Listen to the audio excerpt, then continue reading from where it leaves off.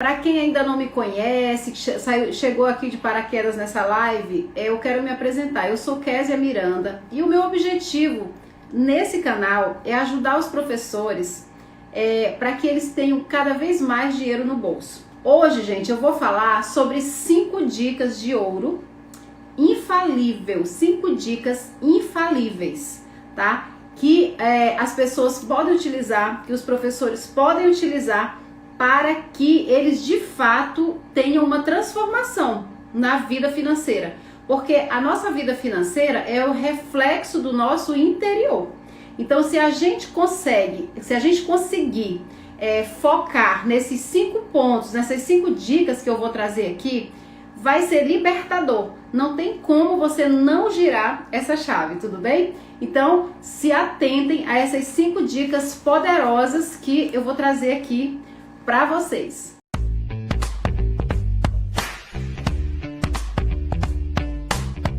O que é uma organização financeira? Quando você fala em organização financeira, basicamente a gente está falando de pessoas que têm o controle das suas finanças, são finanças controladas. E quando você tem as finanças controladas, obviamente você tem muito mais paz. Então eu sempre costumo dizer, a gente ter organização financeira é a gente ter paz nas finanças, é a gente ter paz na nossa vida.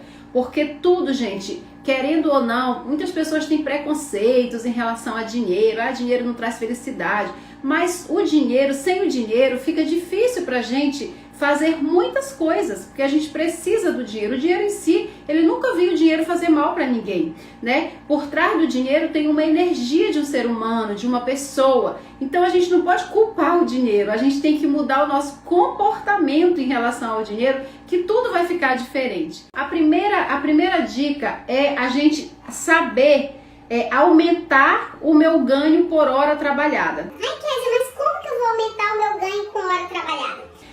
Por que essa dica é importante? Porque quando a gente fala de trabalhar, a gente esquece do valor que tem cada minuto que a gente passa trabalhando. A gente esquece que quanto a gente ganha em cada hora, em cada minuto. Eu te pergunto aqui, você sabe quanto vale a sua hora trabalhada? Vocês já tiveram assim a curiosidade de dividir o valor que você recebe e aí você dividir por horas para você saber quanto vale a sua hora? E aí quando às vezes você pode estar falando, mas eu sei quanto eu ganho na minha hora trabalhada. Mas você já trouxe realmente para sua consciência esse valor da hora trabalhada? Porque quando a gente tem noção de quanto eu ganho naquela minha hora, a gente toma mais cuidado com o que a gente vai fazer com aquele dinheiro. Porque se eu vou comprar, por exemplo, alguma coisa, eu tô pensando o seguinte, cara, se eu gastar isso daqui, eu tô gastando tantas horas do meu suor. Parece uma coisa simples, mas quando a gente traz isso para nossa consciência, a gente fica mais atento e, consequentemente, o nosso dinheiro sobra, porque a gente fica mais atento.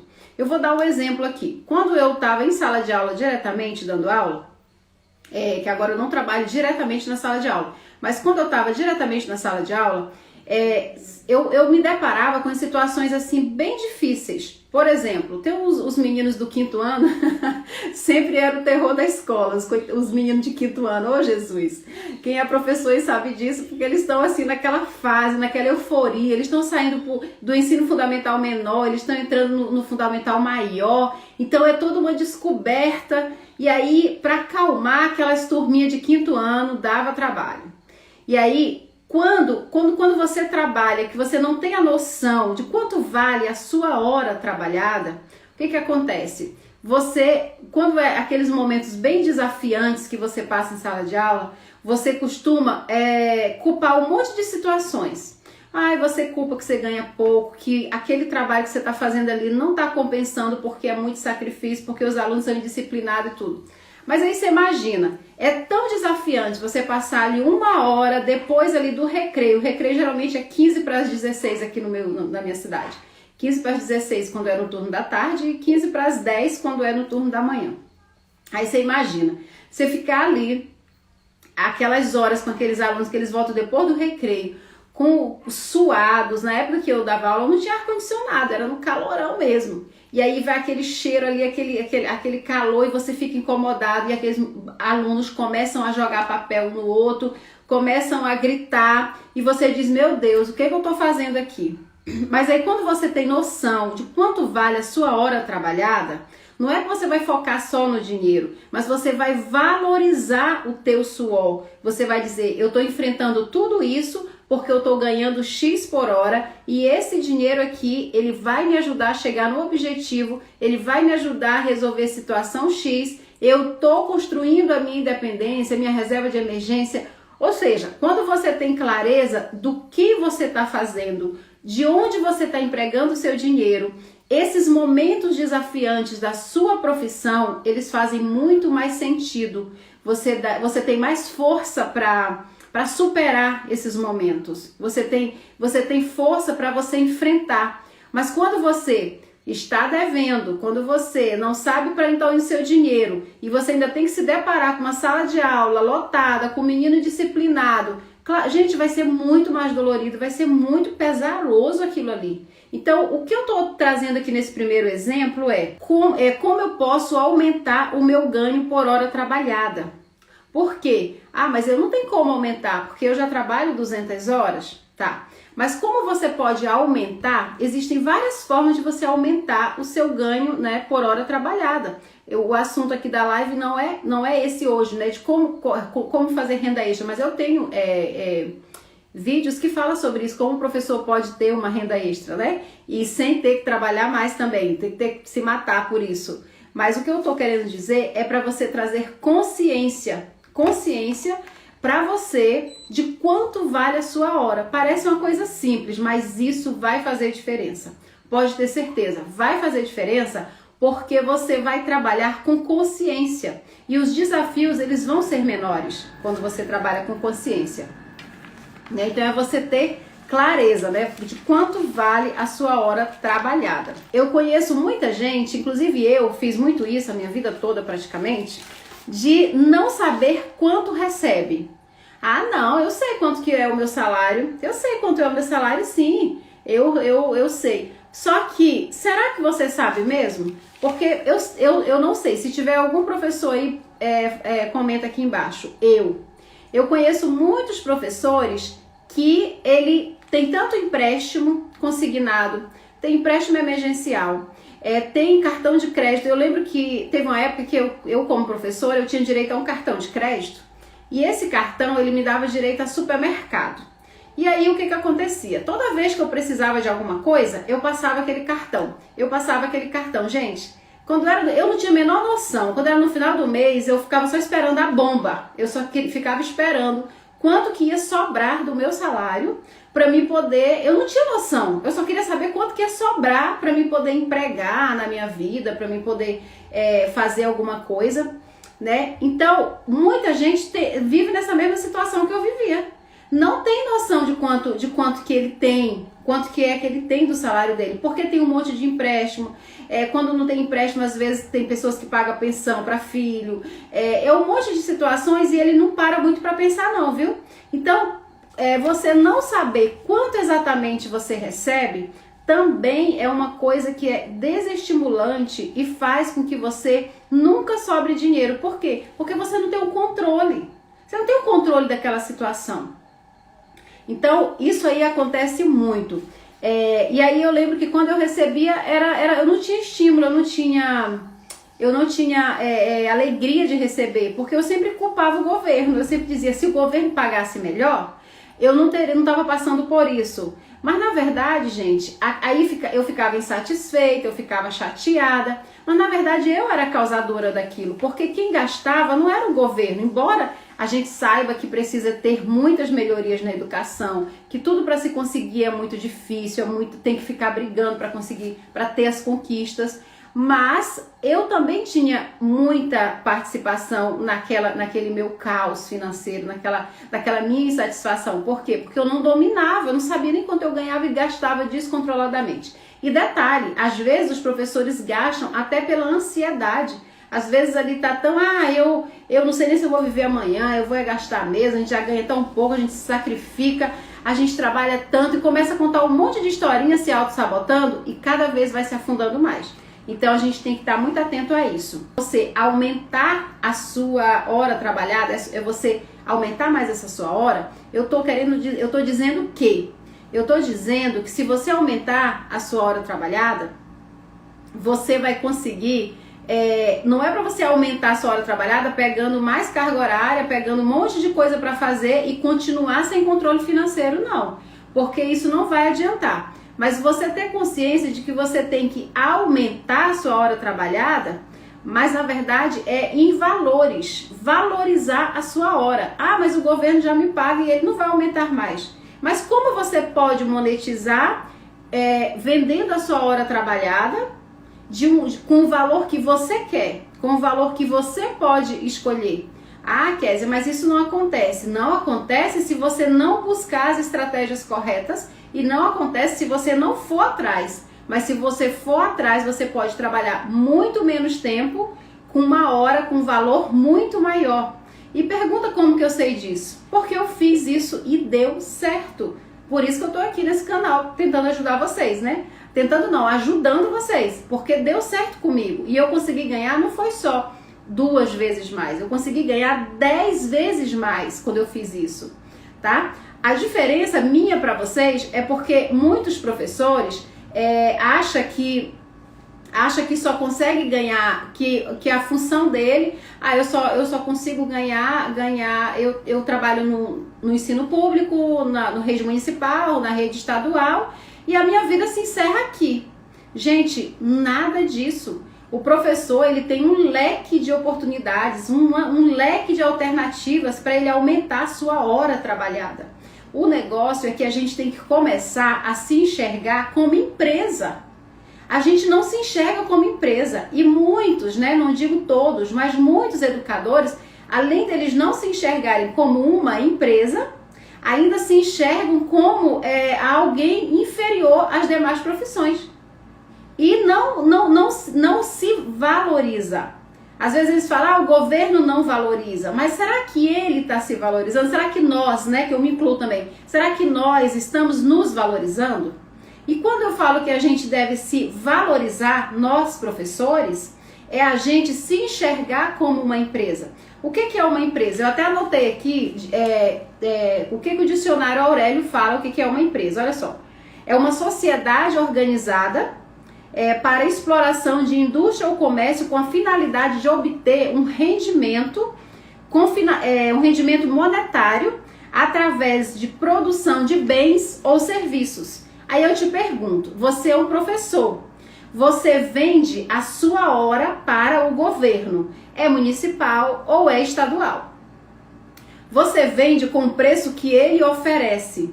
E você entra muitas vezes através de um contrato, às vezes você vende através de um concurso público, mas isso não te tira, não te inibe, isso não impede de você se enxergar como uma empresa.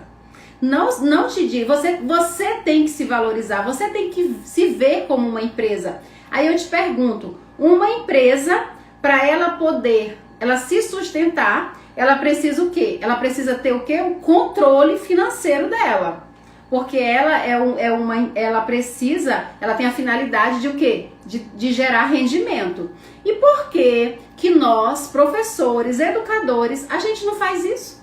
A gente não tem controle da nossa empresa? A gente está vendendo o nosso serviço para o governo, para uma escola particular.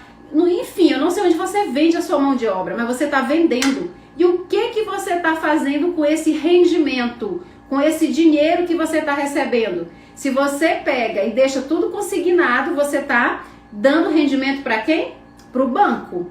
Você está dando rendimento para o banco. Mas eu preciso, sim, eu sei. Eu passei minha vida inteira pagando empréstimo. Eu sei que a gente precisa.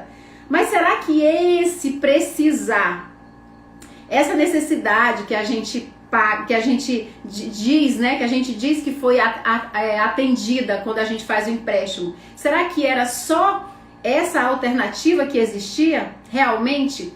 Aí você pode estar perguntando, Kézia, eu não vi outra. Para mim fazer minha casa, para mim comprar meu carro, eu como professora só consegui por causa de empréstimo. Graças a Deus e o banco que me confiou em mim. E tem muitos professores, e eu inclusive fazia muito isso, ainda ficava me sentindo orgulhosa, gente. Eu dizia, nossa, gente, como é bom ser funcionário público. Graças a Deus, é muito bom ser funcionário público, porque a gente, na hora que a gente quer um empréstimo, a gente tem. Na hora que o gerente vê a gente, ele já vai correndo. A gente termina um consignado, a gente já pode fazer outro. Ai, que maravilha de vida. Gente, eu cansei de sentir orgulho disso. E eu tô cuspindo? Não, não tô cuspindo. E todo mundo age com o grau de consciência que existia naquele momento. Mas a partir do momento que eu conheço os caminhos, que eu conheço os atalhos que a educação financeira mostra, que eu conheço as alternativas de eu me enxergar como empresa e eu me valorizar e eu aumentar aumentar a minha rentabilidade, mesmo sendo professor, quando eu começo a me enxergar dessa forma, eu vejo que não é rentável, não é legal eu fazer mais aquilo. Então eu jamais vou indicar para uma pessoa, faça um consignado, porque poxa, ele pega 2.000, ele paga 4, gente, essa é a verdade. Um carro que era 50, ele paga 100, é 100, sei lá, enfim. Então é tudo muito mais difícil. O que acontece? Você passa metade da sua vida dando rentabilidade para o banco e ainda sente orgulho disso. E aí quando a gente conhece os atalhos, quando a gente se organiza financeiramente, que você enxerga ali as brechas, as oportunidades, você se enxerga como empresa, aí você diz, uau, o que eu estava fazendo da minha vida?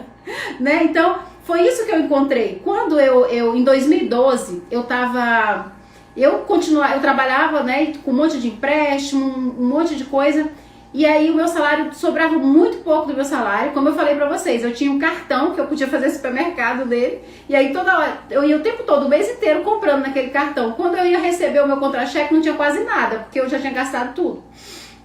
E aí eu não tinha controle financeiro, eu comprava conforme o barco vinha. Às vezes ia comprar fazer supermercado, eu comprava lá um monte de panela que não estava nem precisando. Não tinha controle financeiro. Para quem não sabe onde quer chegar, qualquer caminho basta, né? Então eu ia. E com isso eu ia me afundando. Quando foi em 2012 que eu tive o início de uma depressão, o que eu fiz? Eu falei, gente, mas eu já estou há tantos anos como funcionária pública. Eu olho para um lado, olho para o outro, eu tenho uma casa para morar que eu fiz com empréstimo, tenho um carro que foi com empréstimo, tudo era com empréstimo. Mas a vida só é isso? Só é pagar empréstimo? Eu comecei a me sentir deprimida, porque eu falei, poxa vida, só é isso a vida mesmo? E aí eu comecei a pesquisar como que um professor podia ganhar dinheiro, como que um professor podia rentabilizar mais, porque eu era pedagoga. Eu tinha investido 5 anos da minha vida na universidade, me sacrificado, eu tinha que ganhar dinheiro como professora, afinal de contas eu era, né? Só que aí eu tive um problema de saúde muito sério que eu não podia eu não podia dar aula mais. E aí eu falei, meu Deus, como é que eu vou fazer? E aí eu entendi que eu ser professor, a gente é em qualquer canto, em qualquer coisa, a gente pode ser professor vendendo alguma coisa também, né? Então, como eu não podia por questões de saúde, eu comecei a trabalhar na educação, olha só que loucura. Eu comecei a trabalhar nas escolas, sem dar aula, mas assim, eu comecei a vender nas escolas. Eu trabalhava à tarde e à noite na escola e de manhã eu comecei a fazer um trabalho nas escolas que não era dando aula. E com isso eu comecei a rentabilizar bastante e eu cheguei a ganhar 10 vezes mais. Quando eu consegui ganhar 10 vezes mais, o que tu fazia, Kézia? A gente está curiosa. Então, eu fui para o lado de vendas, né? Então eu comecei a vender para as professoras, que eu conhecia o perfil, eu fazia por bairro, eu atendia os bairros que eu conseguia. Eu não conseguia entrar em todos os bairros, mas eu pegava, tipo, num bairro eu tinha 3, 4 escolas, então uma semana eu atendia aquelas escolas daquele bairro, na outra semana eu ia noutra, e aí eu atendia muitas escolas e eu atendia só professoras. Tinha alguns professores também que compravam às vezes para as esposas, então eu comecei a vender semi-joias. E aí aquilo foi aumentando e eu vi que estava dando dinheiro, porque eu não podia dar aula, né, por conta da minha questão de saúde. Mas eu achei essa brecha. Aí você pode estar perguntando, mas aí você está falando que você começou a vender, o que isso tem a ver com aula? Na época eu não conhecia, não tinha internet como tinha hoje, eu não conhecia as ferramentas de internet, eu não conhecia as infinitas possibilidades que o professor pode empreender na área dele, seja qual for, sendo professor. Então eu usei esse atalho e deu certo. Eu comecei a trabalhar nas escolas, vendendo para os professores, e aí como eu já conhecia, e aí eu consegui rentabilizar 10 vezes mais. E depois disso, gente, uma mosquinha me mordeu que eu nunca mais quis parar de empreender. Eu falei, não, agora é esse o caminho. E aí eu comecei a ver que existia possibilidades, que os professores podiam também fazer isso, mesmo dando aula, porque eu mesmo dando aula, eu consegui ganhar 10 vezes mais. Eu falei, imagine se eu parasse um horário. Caramba, eu ia ganhar muito mais. E aí eu fiz isso também deu certo. E aí eu falei, nossa. E aí eu já vi outros professores que na área deles mesmo, eles conseguiram enxergar uma outra oportunidade, né? Mas por que muita gente não enxerga? Porque não para, gente. Não para pra pensar. Não para pra pensar nem na sua vida. Sabe como é que vive? Vive igual eu vivia antes de 2012. Começa a pensar, do jeito que tá, eu sou concursada, ou eu tenho meu emprego público, pior do que eu, outras pessoas que não têm, eu tenho que agradecer o que eu já tenho, eu tenho que fazer um jeito de que o governo me dê mais, eu quero tranquilidade, só que a conta nunca fecha. A pessoa fala assim porque o nosso cérebro, ele é bem sacana. O nosso cérebro, ele quer uma justificativa. A gente tá ali naquela zona de conforto, falta um monte de coisa às vezes para os nossos filhos, a gente não consegue viajar, a gente não consegue um monte de coisa que a gente quer porque falta dinheiro e falta também, claro, a gente não é organizado financeiramente, vai faltando um monte de coisa na nossa vida. Aí a gente fala que tá tudo bem, só que a conta nunca fecha. Aí quando você vê a vida do vizinho dando certo, aí você fala, poxa, mas fulano tá dando certo porque ele não é professor. Porque se ele fosse, ele tava ferrado igual eu. Fulano tem uma oportunidade boa, fulano é médico, por isso que tá ganhando bem. Fulano é porque fulano é empresário, é por isso... Não, gente, é a nossa mentalidade, é a nossa visão, é como a gente se vê, é como a gente se enxerga. Você acha que faz diferença um médico que ganha, sei lá, 30 mil reais e um professor que ganha 5 mil reais? Se o professor souber gerir o seu dinheiro e ele se enxergar como empresa e ele pegar e fazer um investimento com uma parte daquele dinheiro, se ele guardar ali, sei lá, 400 reais por mês e ele fazer aqueles juros compostos e trabalhando para ele, e aquele médico que ganha 30 mil torra tudo porque não tem organização financeira, você acha que faz diferença uma profissão no sentido desse, numa situação dessa? Se eu ganho 30 mil e gasto tudo, e eu ganho 5 mil e eu invisto, quem é que está preparando o seu futuro? Né? Quem é que está tendo mais ganho aí? Então, é muito importante a gente se enxergar como empresa, porque a gente se enxergando como empresa, a gente começa a se respeitar mais, porque uma empresa ela precisa ter controle, né? E aí, eu falei do primeiro ponto aqui, e agora eu vou falar do segundo, tá, Kézia? Então, você disse que o primeiro ponto é a gente procurar uma forma de aumentar a nossa hora trabalhada, ver quais as possibilidades que nós, como educadores, como os professores, como que isso vai fazer, como que a gente pode encontrar, onde a gente pode encontrar, a gente tem que encontrar essa alternativa, isso mesmo. Mas eu acho que eu não tenho noção pra mim, não, eu não sei se eu vou achar, não. Quem procura, acha. E eu tenho certeza que você vai achar. Porque eu achei, não foi só uma possibilidade. Eu vi várias possibilidades. E aí eu tive que escolher. Por onde eu vou começar? Para onde eu vou começar? Nossa, quando você tem, gente, quando você tem assim, o controle das suas finanças, sabe o que acontece contigo? Você se valoriza tanto porque você sabe quanto vale cada suor, cada hora sua trabalhada, cada esforço. Você não sai gastando descontroladamente porque você valoriza-se, você se vê como uma empresa. Uma empresa ela não pode estourar tudo, porque se ela estourar tudo ela vai falir. Então por que você não se enxerga como uma empresa, não é verdade? Então essa visão de você se enxergar como uma empresa, o que uma empresa faz? Uma empresa ela fica procurando formas de como ela pode aumentar a sua rentabilidade. Então você pode aumentar a sua hora trabalhada, né? Investindo, procurando lugares, né? Fazendo coisas que essa hora vai ser agregada, vai ter um valor melhor do que de repente o valor que você ganha no município ou no estado ou eu não sei qual é a sua profissão enquanto professor, tá? Aliás, o seu ganho. Mas enfim, existem essas possibilidades. E a primeira é você se organizar. E aí, qual o segundo ponto? Para você começar esse processo de organização, porque não adianta também você, eu achei algo que eu, como professor ou professora, vou fazer, que a minha hora de trabalho eu vou ganhar muito mais do que a hora que eu ganho lá na escola, e agora eu vou poder fazer um monte de coisa, comprar um monte de coisa, e você não saber, porque você só vai morrer de trabalhar e não vai ser inteligente. Você tem que ter esse segundo passo, que é você ter uma fotografia financeira. O que é a fotografia financeira?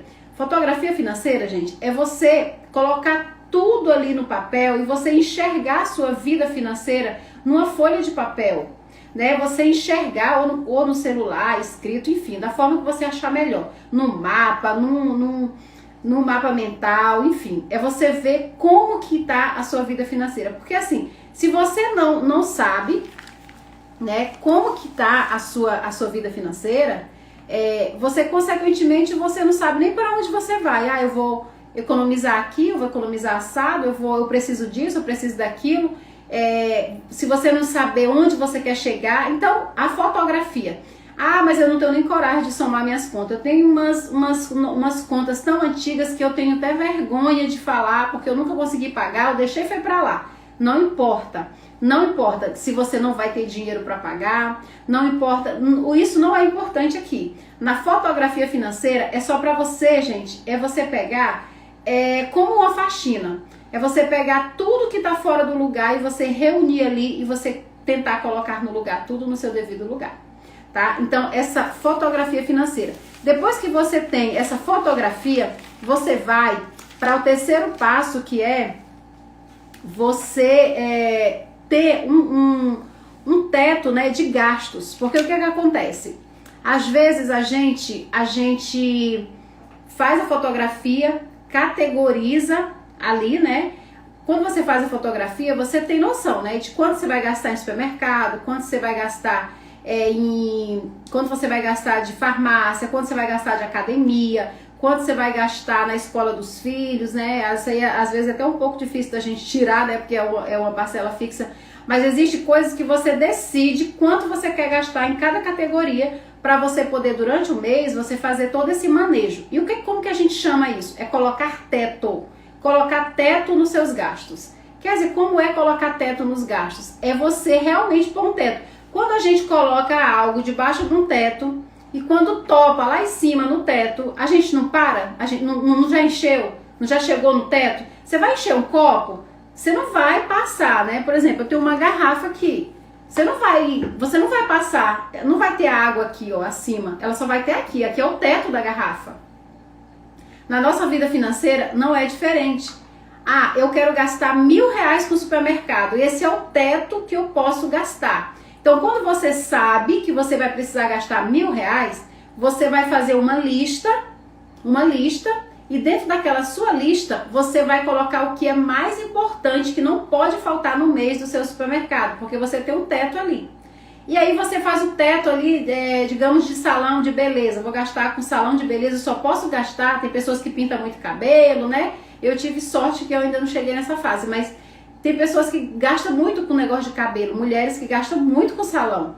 E aí você tem que ter um teto. Eu, nesse mês, eu só posso gastar, sei lá, não sei nem quanto que elas gastam, mas enfim. Tem gente que gasta uma vez que vai no salão R$500. Esse mês eu só posso ir uma vez, porque eu vou gastar R$500. Esse é o teto que eu posso gastar. Então, o nosso país, ele tem um teto.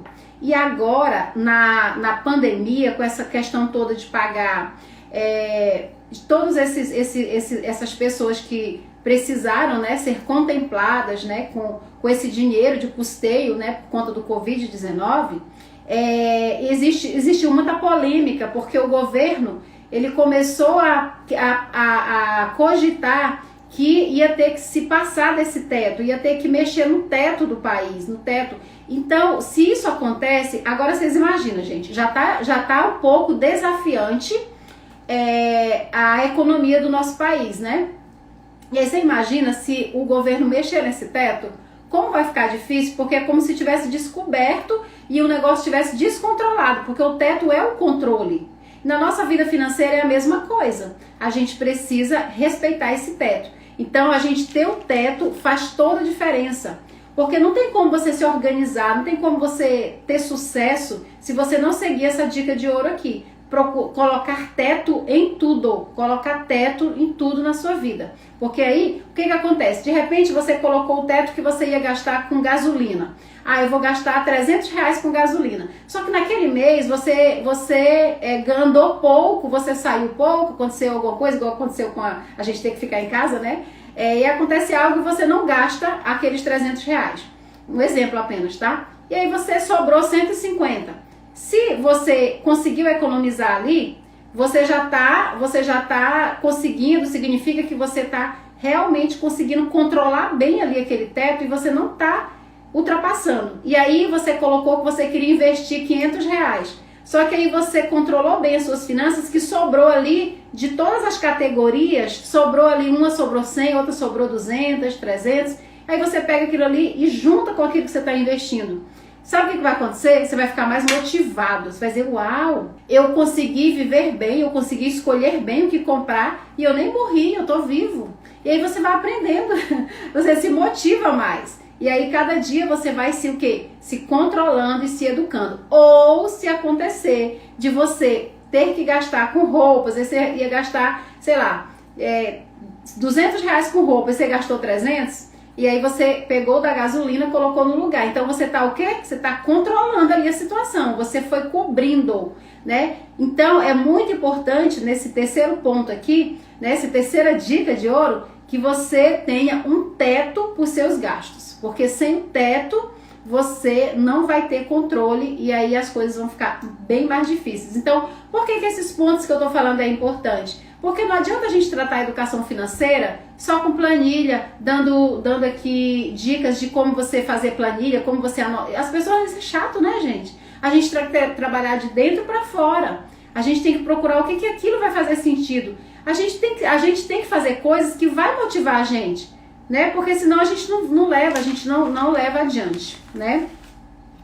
E aí, outra coisa também, não sei se vocês já ouviram muitas pessoas falar assim, eu vou gastar mesmo, eu não sei nem se eu vou estar vivo amanhã. Por que esse controle se eu não sei nem se eu vou estar vivo? Ou muitas pessoas falam assim,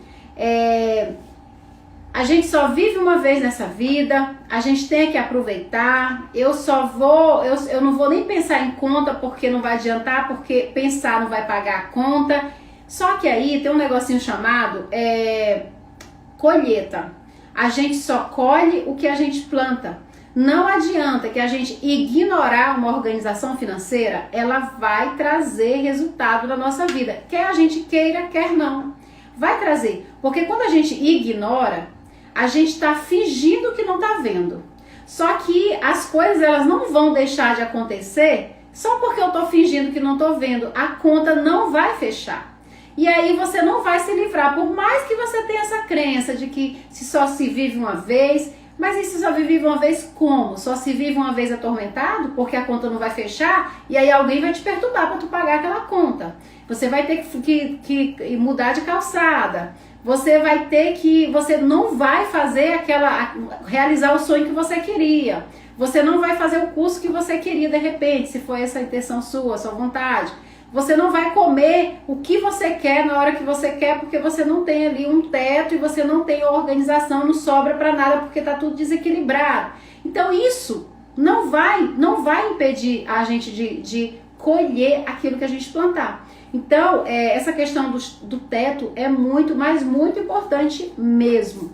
E aí, agora eu vou falar do quarto, da quarta dica de ouro, que é muito, mas muito importante também, gente, que é a gente ter uma ferramenta para a gente poder controlar as nossas finanças. Olha só, eu já falei de 3 coisas que são importantes, 3 dicas de ouro que são importantes para a gente sentir paz nas finanças, né?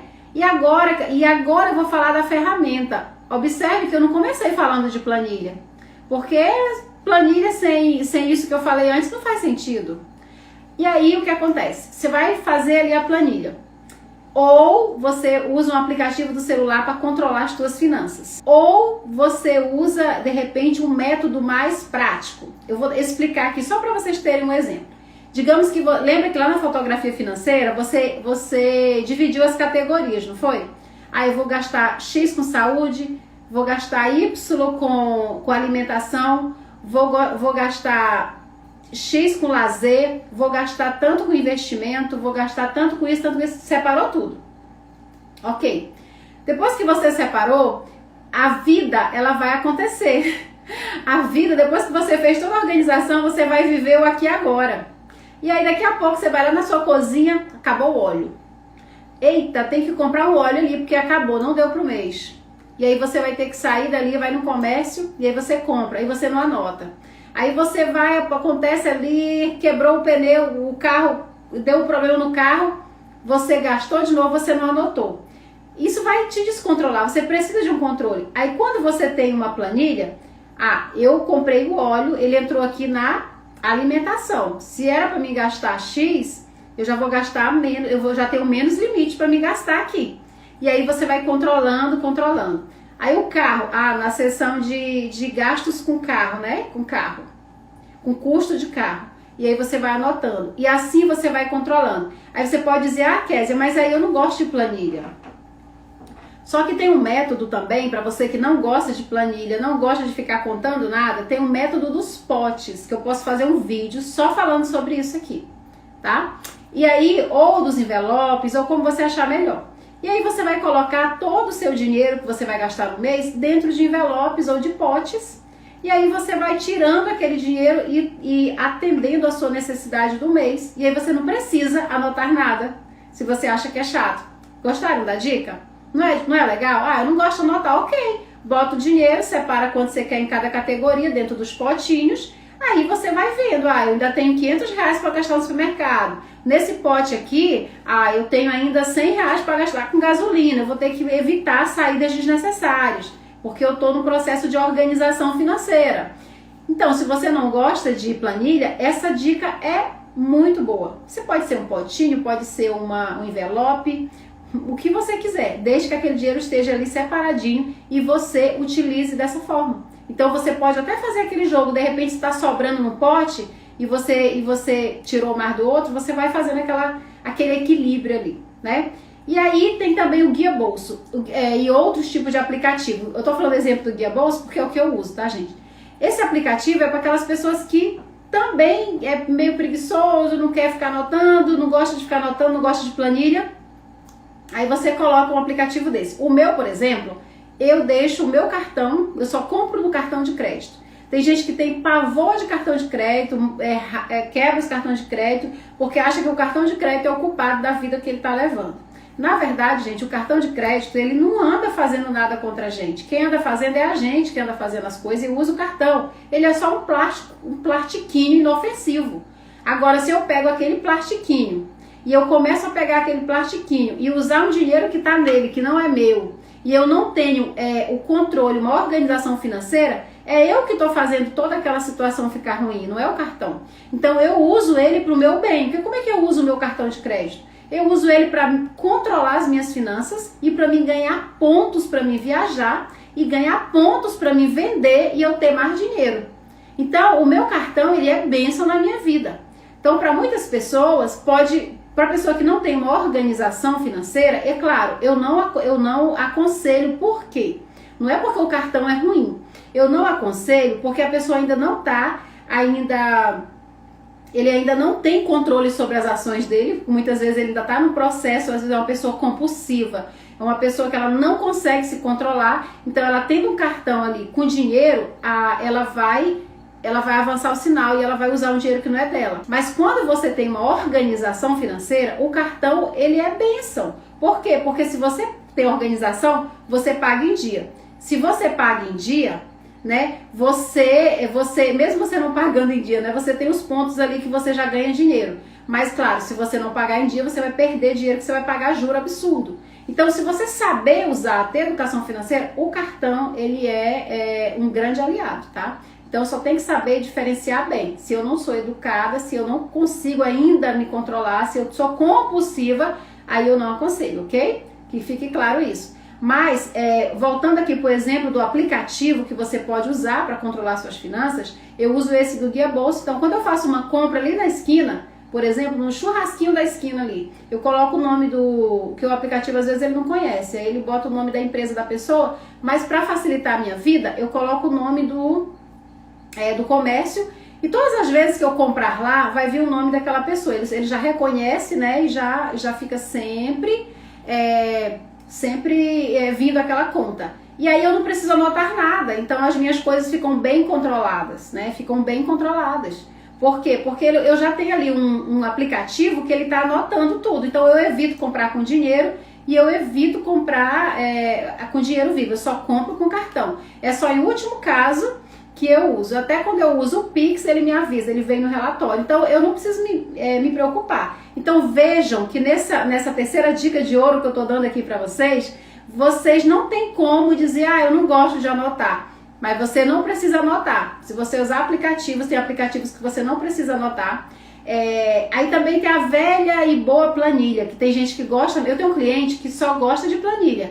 Não, se eu não estiver vendo ali aquela listazinha de contas, com quanto que está sobrando ali todo dia, a planilha ela é muito boa. Mas aí você tem que ter constância e tem que ter muito, muito controle para você fazer todos os dias também. E o certo é você criar um hábito, assim como de escovar dentes, de anotar sempre num dia certinho, sempre numa hora certinha. Por quê? Porque se você anotar numa hora certa, sempre numa mesma hora, o seu cérebro vai se acostumar e aquilo vai fazer parte da sua vida. Então você nunca mais vai perder o controle das suas finanças. Então essa dica aqui é muito, mas muito importante. E a quinta, gente, a quinta é a última dica, tá? E não é menos importante porque é a última, é você ter muita clareza das suas prioridades. Muita clareza de prioridades. Com esses passos que eu dei aqui pra vocês, não tem como você não se libertar e ter paz nas finanças. Por quê? Porque esses passos, eles se complementam. Observam, né, que no primeiro tópico eu fui falando e um foi levando ao outro, né? Primeiro você tem que ver uma possibilidade de aumentar os seus gastos, os seus ganhos, quer dizer, né? Depois você tem que ter, né, aquela clareza, né? Você tem que ver ali o que faz sentido, que categorias você está colocando cada coisa, né? E aí os outros passos foi um ligando ao outro. E nesse último aqui, que é ter prioridade, é você olhar e dizer assim, poxa, se eu tenho o objetivo de montar uma reserva de emergência, por exemplo, eu não gosto dessa palavra emergência, pessoal, porque parece emergência, parece assim que você vai usar uma coisa porque é obrigado, né? Eu não gosto muito, eu gosto muito de falar reserva de segurança, porque é como eu chamo aqui na minha vida. A reserva de segurança, ela é tão boa, gente, é libertador. Quando eu era professora, antes de eu ser uma professora empreendedora, uma professora que me enxergava como empresa, eu lembro que eu tinha muita insegurança. Por quê? Porque como o meu salário era todo comprometido, eu não sabia nem quanto eu ganhava, porque estava tanto do empréstimo, era tanta coisa que eu não sabia nem como é que estava a minha vida. Era sorteando coisa para pagar mesmo. Era assim, sorteava as coisas e aí com aquele dinheiro que sobrava, o que não sobrava eu fingia que não via, botava para outro mês, ligava, era uma confusão. Mas aí, quando eu despertei que a gente tem uma reserva de segurança, você fica tão em paz com tudo, porque aí você tem um dinheiro. O que é reserva de segurança? É você ter pelo menos 6 meses do seu salário, do seu custo de vida guardado.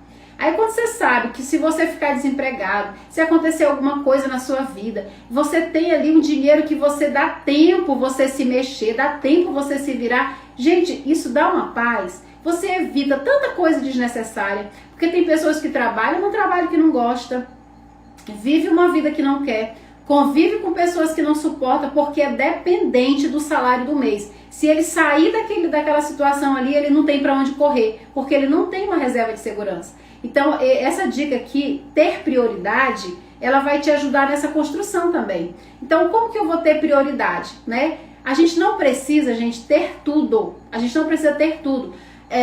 O comércio, o marketing, o capitalismo, né? vou usar uma palavra aqui bem antiga, globalização. Eu lembro que eu escutava muito essa palavra na época da faculdade, que já faz tanto tempo, né? Mas assim, tudo é mostrado pra gente de uma forma que a gente tem que ter tudo. A gente tem que ter o melhor carro, a gente tem que ter a melhor roupa, a gente tem que ter tudo, a gente tem que ter. Só que a gente nunca vai conseguir ter tudo, porque o mundo, ele tem muita coisa. E por que a gente tem que ter tudo? Por que eu tenho que ficar me comparando com o outro que tem tal coisa? Por que eu tenho que olhar para o outro? Então, é muito legal, tem até um livro que eu tô lendo, que tá ali, que eu não vou pegar porque tá um pouco longe, mas assim, que se chama o essencialismo, né? O essencialismo. Quando a gente aprende a ter prioridade, a gente aprende a viver bem com aquilo, a gente começa a ver as coisas e ver que tem coisas que a gente guarda, que a gente tem, que a gente compra, que elas não fazem sentido. Eu vou dar um exemplo. Eu tô num desafio aqui em casa que eu tô sem nenhuma roupa no guarda-roupa. Eu tirei tudo, porque como eu tenho muita roupa ainda, eu coloquei em cima de uns lugares aqui dentro de uns depósitos, de uma sacola, na verdade umas bolsas de zíper. E essas bolsas, né, que eu coloquei, elas estão divididas por categoria. Então eu coloquei todas as roupas, as saias no lugar, vestidos longos no outro, tal, calça, e fui dividindo. Então meu guarda-roupa tá sem nenhuma roupa, porque eu tô nesse processo de organização. Só que aí, eu vi umas roupas que eu tenho ali, guardada, que é do tempo da faculdade, umas camisetas. Essas camisetas já tem o quê? Acho que tem 20 anos que estão guardadas, que é a camiseta que eu usava na faculdade, que eu achava bonitinha, que lembra, não sei o quê, não sei o quê, não sei o quê. E aí eu fiz uma pergunta, eu me peguei numa pergunta. Eu vou precisar disso pro meu futuro? Aí eu lembrei, cara, se eu tirar uma foto com essa camiseta, que nem serve mais, eu ia ficar super apertada, né, porque eu era bem magrinha, tinha 50 e poucos quilos,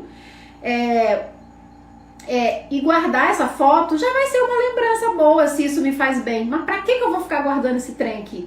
Então a gente tem uma tendência de querer ter tudo ao nosso controle, guardar tudo, ter tudo. Aí a gente começa a acumular coisas e aí a gente não tem o quê? Prioridades. E aí o dinheiro que era pra gente guardar pra nossa aposentadoria, tá lá, sabe aonde? No armário, guardado. Sabe, tá em quê? Sabe, tá em um monte de coisas que a gente nunca vai usar mais, que perdeu até o sentido já e a gente nem lembra que tem, né? Coisas que a gente gastou um dinheiro. Quantas vezes a gente gasta 300, 400, 500 reais em itens que a gente vai usar bem pouquinho e a gente esquece para um canto, sendo que se esse dinheiro tivesse investido, ele estava dando juros compostos pra gente? Já pararam para pensar nisso? Então, mas por que isso acontece? Porque a gente não tem prioridades. Mas por que não tem prioridade? Porque não teve o quê? Clareza da fotografia financeira. E não por que não teve clareza? Porque porque teve medo de ter essa clareza, porque achava que tinha que ter que pagar tudo de uma vez. E não é isso, gente. Quando você tem clareza, você sabe por onde você vai começar. Mesmo que você tenha que passar anos para pagar, mas você se organizando, você vai vendo o que é a prioridade que você tem que pagar, no caso de dívida, né? No caso de quem está endividado. Ninguém tem que ficar angustiado porque está endividado, né? Então tem gente que não quer ter essa clareza, não quer olhar para essa fotografia porque acha que vai se sentir culpado. Isso se chama autossabotagem. Isso se chama você não encarar os problemas de frente, e isso não vai impedir você de colher. Aquilo que eu falei, se a gente planta, a gente vai colher. Ah, mas eu não quero nem pensar nisso. Tudo bem que você não quer pensar, mas a conta não vai fechar e você vai sofrer de qualquer jeito, porque a gente sofre, né? A gente sofre porque as consequências vão vir, né? Então, com essas dicas, elas são umas dicas que você, fazendo elas no passo a passo, não tem como dar errado. Tá? Não tem como você dizer que você não vai se organizar, você não vai ter paz nas suas finanças. Você vai ter paz sim, porque eu fiz esse passo a passo e deu certo. E para quem tá com dúvida, mas eu não tenho jeito para negócio, gente, não é questão de jeito. Todo mundo, eu sempre repito isso, todo mundo veio aqui no mundo com uma missão para fazer aqui na Terra. Só que tem pessoas que se acham inferiores aos outros. Por quê? Porque não tiraram um tempo para olhar para dentro de si. Eles ficaram sempre olhando para o outro tem mais capacidade, o outro é melhor. Ah, eu sou professora, mas eu só sei dar aula, eu não sei aumentar a minha renda. E às vezes ele tem uns talentos tão incríveis, que ele poderia estar monetizando, mas ele não conseguiu enxergar. E aí, se vocês olharem os outros vídeos que eu tenho vídeos que eu falo sobre renda extra, sobre como o professor pode ganhar bem mais em bem pouquinho tempo investido, como que ele pode ganhar sem trabalhar, né, no caso, sem estar ali na frente, como que ele pode monetizar, como que ele pode fazer renda passiva. Existem várias formas. E o professor pode fazer isso por quê? Porque ele tem possibilidade de fazer isso, porque ele tem um salário fixo, às vezes ele é concursado, mas só que o primeiro passo é usar essas 5 dicas infalíveis aqui. É fazer esse passo a passo, é ter um controle, ter uma planilha financeira, é ter uma fotografia clara, né? É ter prioridades, é ver quais são as possibilidades que ele pode fazer para que a sua hora trabalhada ela seja valorizada, né? É ele se enxergar enquanto uma empresa. Uma empresa, ela precisa ter controle, ela precisa ter teto, porque se ela for descontrolada, a conta não vai fechar e ele vai continuar sem dinheiro no bolso. E o meu objetivo aqui é ajudar os professores a terem mais dinheiro no bolso. Porque eu cansei, eu tô há 25 anos na educação. E eu fico doente quando eu vejo o professor ficar botando culpa no governo, bota culpa em tudo, bota culpa nas crianças, bota culpa em tudo, mas ele não olha para dentro dele e ele vê os ouros que ele carrega dentro de si, as possibilidades que ele tem de rentabilizar, a arma que ele tem poderosa nas mãos de conhecimento, de network, e ele não está fazendo uso, ele está focando sempre lá. O governo, ele pode até ter os erros, e tem muitos mesmo, mas é muito difícil, tudo o professor tem que lutar, mas o professor tem muito mais possibilidade de crescer do que de ser o coitadinho, gente. Tá? Então, assim, eu não vou dar tapinha nas costas não, porque eu tô lá dentro e eu sei como é que é. Eu sei o que é uma mesa de sala de professores, eu sei quais são os assuntos que rola, eu sei tudo porque eu tô há 25 anos, né? Mas eu quero desmistificar e dizer que dá pra pessoa ser feliz, dá pra pessoa ter rentabilidade, dá pra pessoa se valorizar e não ficar se enxergando como uma categoria inferior. Não existe isso. Se o cara ganha 30 mil, lá é médico, é não sei o que, ganha 30 mil e o professor ganha 5, mas ele sabe investir, o que ganha 30 mil gasta tudo, me diz qual é a diferença que faz? Não faz. A questão tá de dentro para fora, de como você se enxerga. Se você se enxerga pequeno, você vai ser pequeno. Você é do tamanho que você. Eu nunca, assim, nunca não. No começo, antes de 2012, antes de eu conhecer essas possibilidades de você se enxergar como empresa, de você crescer, eu também tinha essa visão pobre, de achar que eu ganhava pouco, eu não tinha nada porque eu era professora.